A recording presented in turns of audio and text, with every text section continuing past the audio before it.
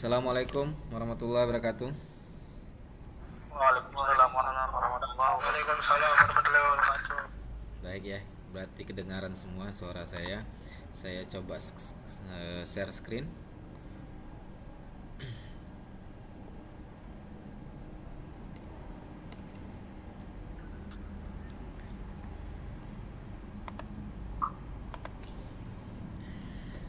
Sudah kelihatan screen saya?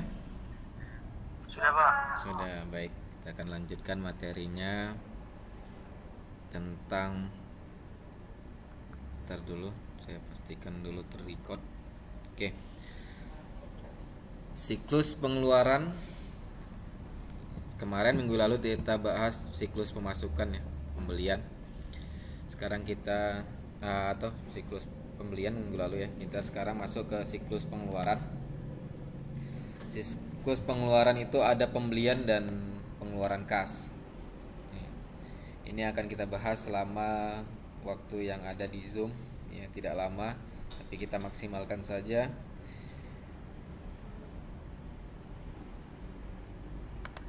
Pesan hari inilah saya akan masukkan pesan yang ini butuh sebagai mahasiswa.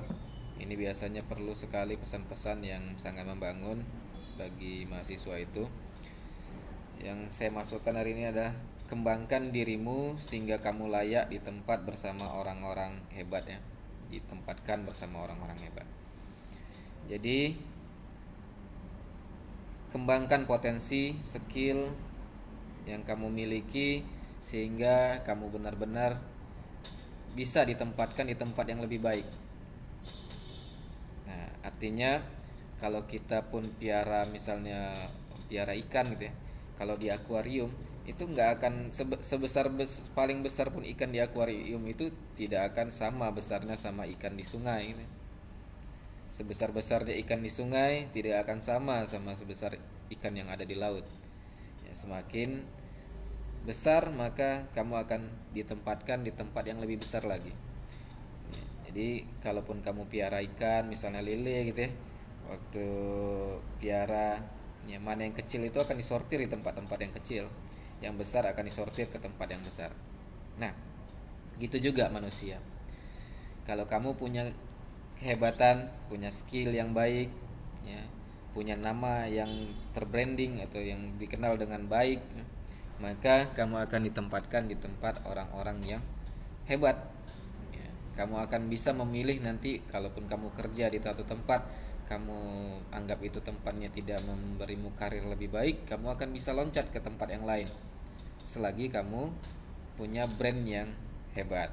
Jadi kembangkan dirimu mulai dari ini, kembangkan skillmu gitu ya. Itu pesan hari ini. Oke, kita masuk ke pertemuan berikutnya tentang tadi siklus pengeluaran, pembelian dan pengeluaran kas. Yang pertama, aktivitas bisnis siklus pengeluaran. Apa itu siklus pengeluaran? Kita akan bahas.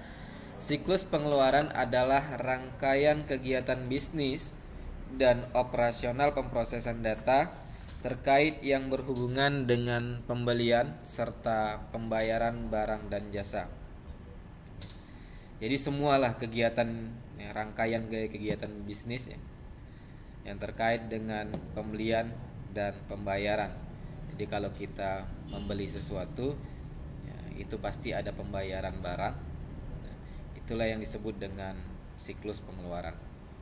Nah, tujuan utama dalam siklus pengeluaran adalah untuk meminimalkan biaya total, memperoleh dan memelihara persediaan, perlengkapan, dan berbagai layanan yang dibutuhkan organisasi untuk berfungsi. Ya. Artinya kita punya organisasi, baik itu perusahaan maupun bisnis lainnya, kita punya tujuan yang berfungsi dengan baik, ya, meraih keuntungan yang baik. Nah, di situ kita perlu jasa orang, di situ kita perlu perlengkapan, perlu persediaan, dan perlu alat bahan dan segala macamnya. Nah, maka kita perlu meminimalkan biaya-biaya yang berkaitan dengan itu. Itulah tujuan dari siklus pengeluaran. Jangan boros gitu ya. Jadi apa tujuan kita, ya, apa yang bisa dilakukan yang semaksimal mungkin dengan biaya seminimal mungkin. Nah, itu tujuan paling utama di dalam siklus pengeluaran. Mendapatkan sebesar-besarnya keuntungan dengan biaya seminimal-minimalnya dengan kualitas sebaik-baiknya. Ya, itu akan bersanding, tapi tidak mungkin pula yang biaya kecil mendapatkan hasil yang besar kan gitu. Tapi dioptimalkan. Kita mau produk yang baik, kita mau hasil yang baik dengan keuntungan yang baik dengan biaya yang paling optimal. Ya, optimal itu kan bukan paling kecil ya, tapi optimal itu menyesuaikan mana yang paling sesuai dengan kebutuhan kita. Nah, yang paling optimal. Keputusan penting dalam siklus pengeluaran, ya ini ada yang pertama nih, berapakah tingkat optimal persediaan dan perlengkapan yang akan ditanggung. Optimal itu bukan harus ada semua gitu ya, tapi dia dengan ada itu bisa menghasilkan yang lebih baik, lebih banyak gitu. Ya, jadi secara optimal lah. Kalau di dalam segi keilmuan itu biasanya ada metode untuk optimasi gitu ya, mengoptimalkan ya, kalau misalnya berkaitan dengan lahan atau ruang tempat penyimpanan, misalnya kita optimalkan biar supaya ruangan itu bisa menampung banyak persediaan dan mudah ditemukan barang-barangnya. Itu mengoptimalkan dengan alat, dengan ruangan yang kecil bisa dioptimalkan misalnya. Nah, itulah optimal. Kalau di matematis, orang-orang matematis itu selalu membuat optimasi untuk mengoptimalkan. Misalnya ruang parkir misalnya. Mana untuk mobil, mana untuk kereta kalau bahasa di Medannya, mana untuk kereta. Bagaimana posisi mobilnya di mana, keretanya di mana, dan bagaimana cara bentuk ruang parkir yang lebih optimal itu gimana, itu orang matematik gitu biasanya. Dengan perkalian sehingga masuklah dia nilai yang paling banyak untuk kereta sekian, untuk mobil sekian, posisinya di mana. Nah, ini lengkap semuanya. Itu bagian mengoptimalkan persediaan. Selanjutnya, pemasokan manakah yang memberikan kualitas dan layanan terbaik dengan harga terbaik. Cari pemasok yang terbaik, yang memberikan kualitas terbaik. Ya, misalnya kalau barang baku yang kita perlu pemasok dengan pemasok yang terdekat untuk menghasilkan kualitas yang lebih baik, itu maka cari yang terdekat misalnya. Misalnya kalau produksi, ini saya punya mahasiswa dia perusahaannya impor keripik ubi ya, sampai ke Jepang, Korea. Ya, keripik ubi saja kalau kita sederhana sekali, tapi memang diimpor. Dia nggak mau tuh cari ubi yang jauh-jauh ya, misalnya keluar Sumatera Utara, dia nggak mau.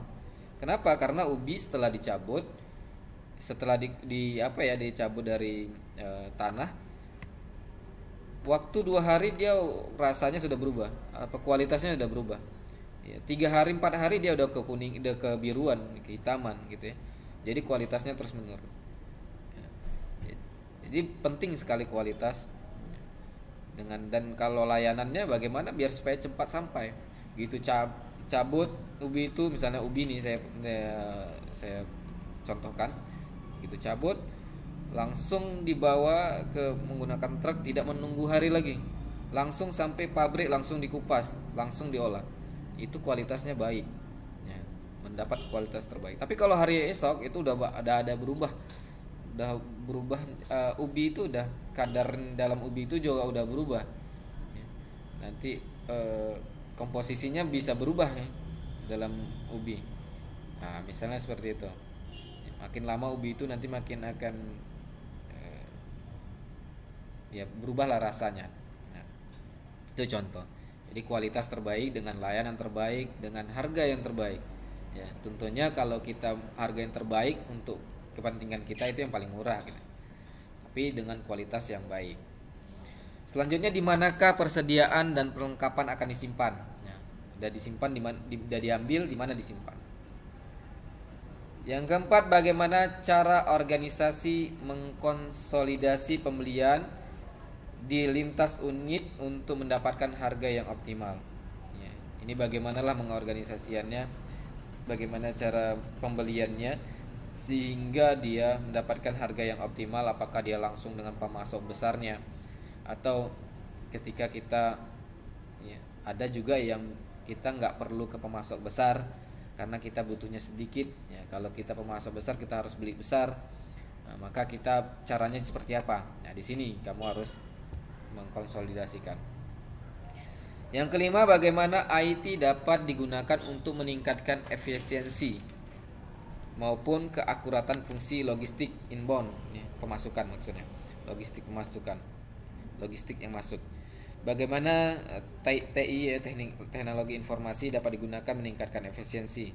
Ya, jadi memanfaatkan TI di sini.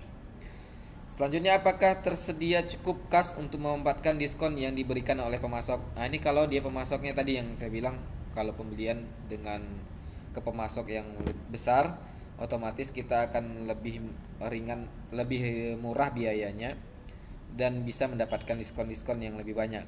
Namun, apakah kas kita cukup untuk itu? Apakah keperluan kita memang harus membeli ke sana? Ya, jangan-jangan yang kita cukup hanya sedikit saja. Kalau kita beli yang ke pemasok besarnya itu akan mubazir misalnya. Ya, ada orang ya, misalnya dia mau beli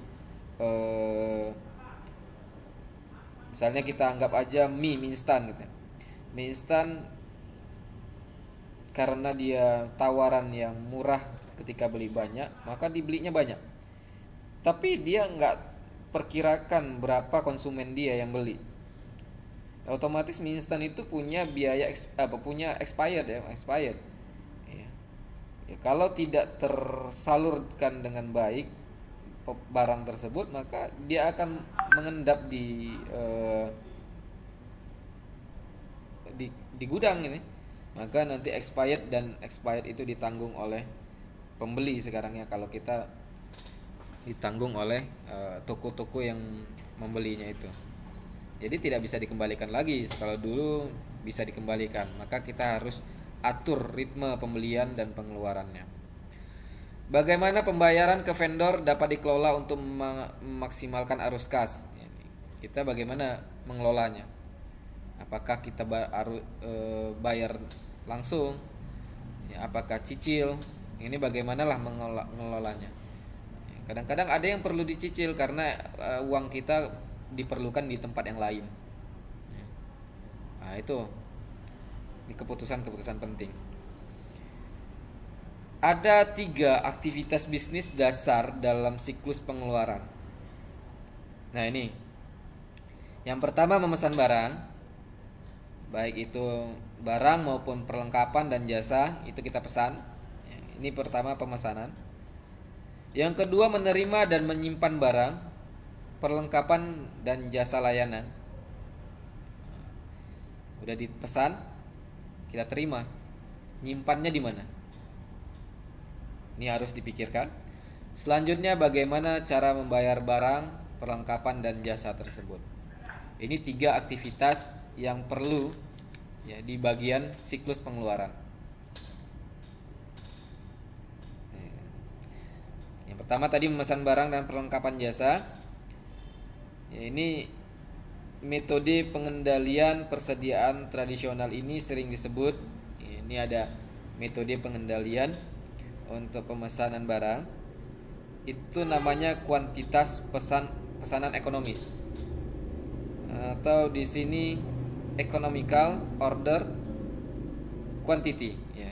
Jadi ini EOQ ini yaitu economical order pesan ya, quantity kuantitas ya, quantity ya. Jadi ini metode persediaan tradisional yang sering disebut dengan EOQ ya. Ini pengendalian persediaan.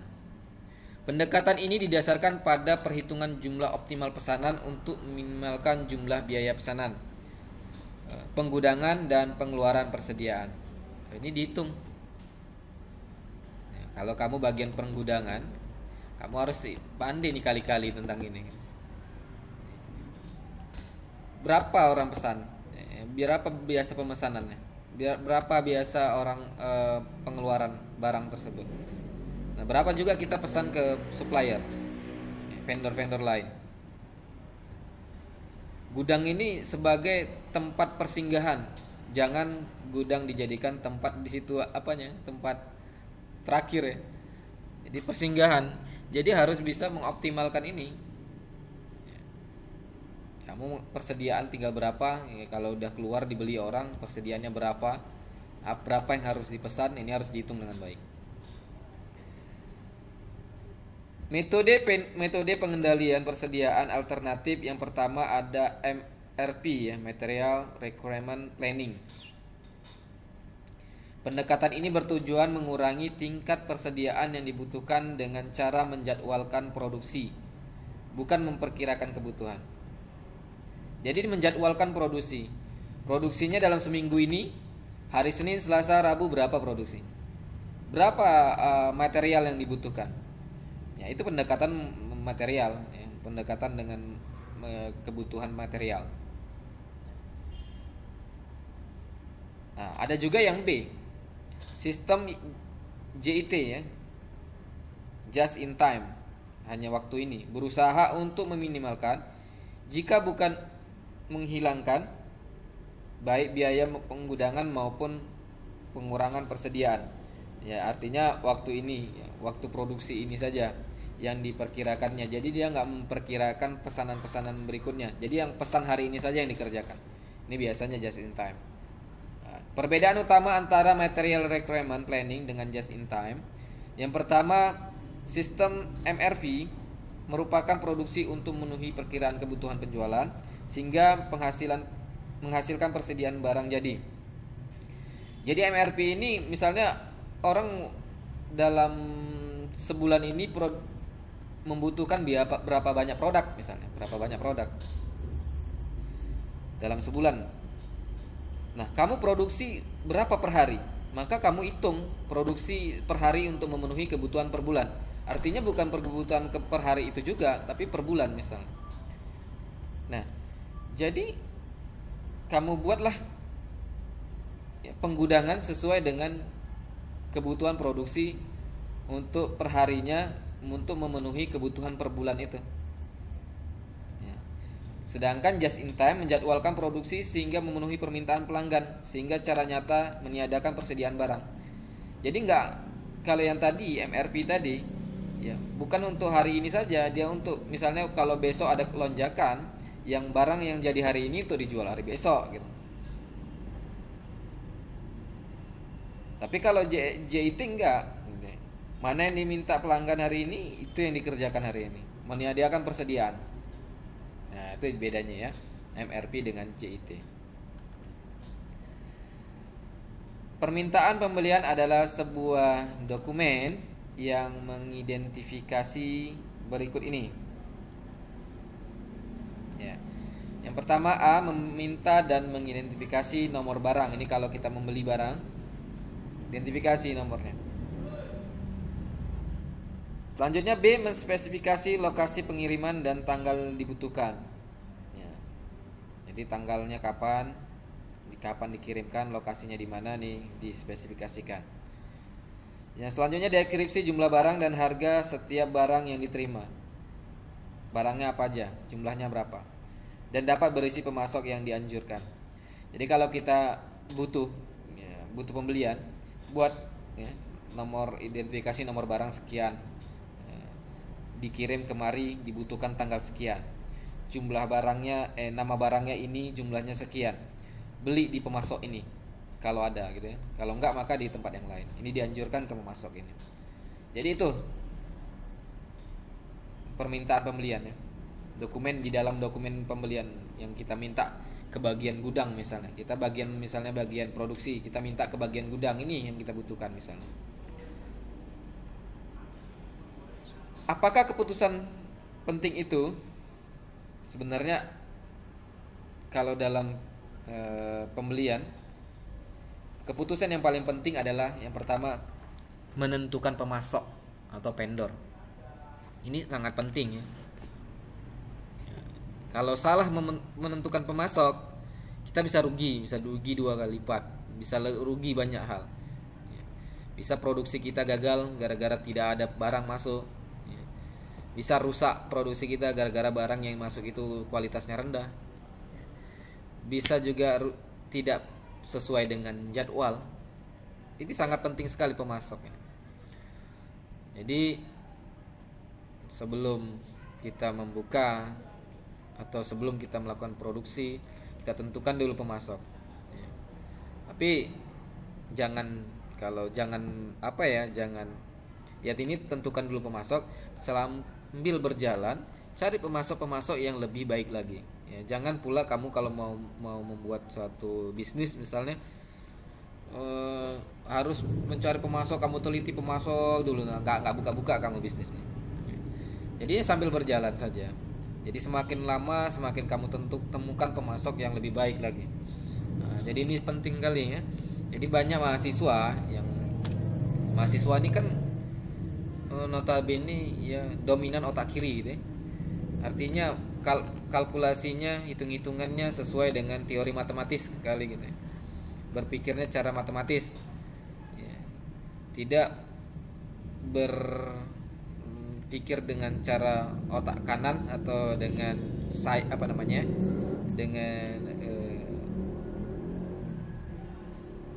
keahlian diri ya. Misalnya keberanian, misalnya berani menanggung resiko ya. Jadi tidak hanya mengandalkan otak kiri saja yang untuk berbisnis ini. Jadi menggunakan otak kanan juga ya, supaya berani maju melangkah dan punya inovasi ya. Otak kanan itu inovasi ya, berinovasi dengan baik. Jadi bukan dihitung-hitung. Saya banyak sekali orang yang berhitung-hitung untuk ini untuk itu, nggak jadi hasilnya. Jadi kalau mau melangkah itu langkah saja ya, dihitung-hitung juga.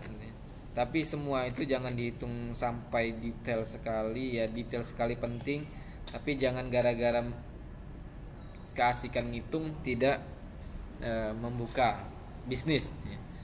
Padahal sekarang ini ya, yang paling baik adalah menjadi pebisnis ya, daripada kamu bekerja sama orang ya, atau di instansi atau PNS ya. Berapalah gaji PNS itu, nggak bisa kaya kalau nggak korupsi gitu ya. Itu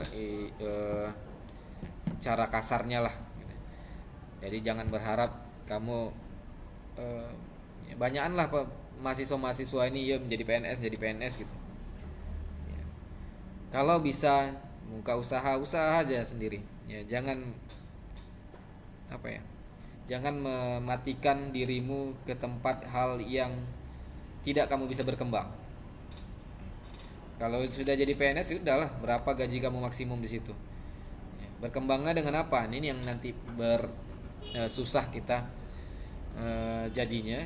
Kalau kita berkembang di PNS nanti banyak hal yang negatif jadinya. Ini coba. Kecuali nanti misalnya mau jadi kalau saya karena sudah terjun ke dosen ya, mungkin kalau kalian mau jadi dosen misalnya. Nah, ini banyak perkembangannya ya, dari dosen awal jadi asisten ahli, lektor kepala, nanti sehingga jadi profesor. Banyak perkembangannya di situ, banyak jenjang karirnya. Ya. Tapi sebagus-bagus apapun itu tidak akan bisa mengalahin pebisnis ya. Karir-karir yang seperti ini tidak akan mengalahkan pendapatan pembisnis. Maka kalau bisa jadi pebisnis, ngapain harus bersusah payah di tempat yang lain. Nah, jadilah pebisnis ya. Saya harapkan kalian mudah-mudahan jadi pebisnis yang handal, supaya ya kehidupannya lebih layak lagi. Selanjutnya, faktor-faktor apakah yang harus dipertimbangkan dalam membuat keputusan ini? Yang pertama, harga, kualitas bahan baku. Ya, ini pemasok yang kita harapkan. Kualitasnya harus bagus. harganya harus kecil, nah gitu, harus rendah. Ya, tapi sebanding, biasanya ada kualitas ada harga, sebanding. Apa namanya, nggak pernah mengkhianatin ya. Kalau biasanya apa ya, kalau di kurva itu garis lurus lah ya. Kalau harganya tinggi kualitasnya bagus, tapi ada juga harga tinggi kualitas tak bagus, tapi kita patokannya dengan kualitas. Sebagaimana kualitasnya, jika sama kualitasnya dengan harga yang tinggi, maka kita cari yang rendah gitu, harga yang rendah. Yang kedua, dapat diandalkan dalam melakukan pengiriman. Nah ini tadi, karena kita butuh kecepatan transaksi, kita butuh produksi dengan cepat, ya, misalnya dengan bahan baku yang cepat produk, yang di bahan baku yang mentah, misalnya tadi ubi, misalnya kalau keripik gitu. Kalau makin lama maka makin dia rasanya berubah, maka dengan kecepatan pengiriman ini harus dapat diandalkan. Selanjutnya ada dokumen-dokumen dan prosedur ya dalam pemesanan. Ada pemesanan pembelian, adalah sebuah dokumen formulir elektronis yang secara formal meminta pemasok untuk menjual dan mengirimkan produk yang disebut dengan harga yang telah ditentukan. Jadi ini ada namanya pesanan pembelian, nah, ada nama dokumennya. Kita kirim ke sana melalui apakah dia elektronis atau langsung gitu. Ya, atau kalau di sistem online ya kita masukkan ke keranjang gitu ya, keranjang pembelanjaan. Nah ini dipesan. B. Pesanan pembelian juga merupakan janji untuk membayar dan menjadi sebuah kontrak begitu pemasok menyetujuinya. Ya kalau cara elektronik, kalau kita udah pesan langsung ya, itu sudah jadi janji kontrak dan harus kita bayar. Ya. Ada yang bayar langsung di situ, ada yang kalau istilah dalam penjualannya COD lah ya. Kalau dia bayar saat barang itu nyampai. Yang ketiga, C. Seringkali beberapa pesanan pembelian dibuat untuk memenuhi satu permintaan pembelian. Ya, jadi beberapa pesanan ya sekaligus ya dibuat untuk memenuhi satu permintaan pembelian. Jadi satu pembelian ini digunakan untuk membeli beberapa pesanan. Ya, itu.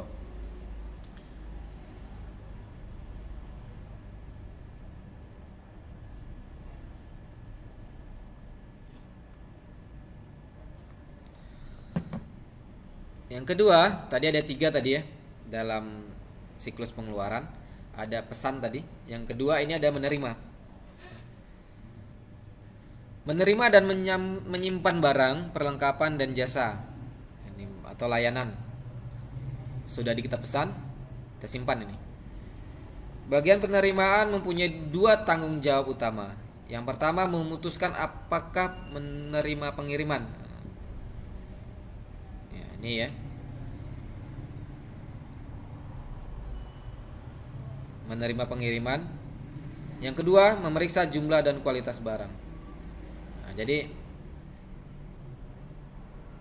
menerima nggak nih, atau diterima nggak pengiriman ini, atau udah dipesan tadi diterimanya kapan gitu, atau mau diundur, atau memang diterima dengan di mana letaknya gitu. Dan jumlah dan kualitas barang ini harus ditanggung ya, atau jadi ditanggung jawabin gitu, sesuai dengan permintaan. Selanjutnya, laporan penerimaan adalah dokumen utama yang digunakan dalam subsistem penerimaan dalam siklus pengeluaran. Laporan ini mendokumentasi rincian mengenai setiap kiriman, termasuk tanggal penerimaan, pengiriman, pemasok, dan nomor pesanan pembelian. Selanjutnya, bagi setiap barang yang diterima, laporan ini menunjukkan nomor barang, deskripsi, unit ukuran, dan jumlah barang yang diterima. Jadi ada laporan ya. Udah diterima tadi barang-barang yang dipesan tadi ya, siapa pengirimnya, tanggal berapa diterima ya, pemasoknya siapa, nomor pesanan pembeliannya berapa, kualitas barangnya, nomor barang dan semua deskripsi tentang barang itu ada lengkap. Nah, ini dokumen saat masuk. Yang ketiga, setelah kita diterima maka kita bayar barang itu, perlengkapan dan jasa. Ya, menyetujui faktur pemasok. Ya. Bagian utang usaha menyetujui faktur penjualan untuk dibayar. Ini bagian utang ya. Bagian yang utang usaha. Faktur penjualan ini langsung dibayar ya, sesuai dengan apa yang diberikan oleh pemasok. B. Kasir bertanggung jawab untuk melakukan pembayaran. Ya. Jadi kalau salah pembayaran, kasir bertanggung jawab. Ya. Kalau kebanyakan maka kasir yang bertanggung jawab itu. Ya, syukur-syukur bisa dikembalikan sama pemasok. Selanjutnya, tujuan utang usaha adalah untuk mensahkan pembayaran hanya untuk barang dan jasa yang dipesan dan benar-benar diterima. Ini kalau yang bagian A tadi ya, kalau dia menyatakan utang usaha, ini harus disahkan ini sebagai utang yang harus dibayar pada waktunya. Ada dua cara untuk memproses faktur penjualan dari vendor: sistem tanpa voucher atau sistem dengan voucher. Ini apakah voucher penjualan lah ya, voucher penjualan. Biasanya voucher ini bisa berisikan ya, diskon dan segala macamnya.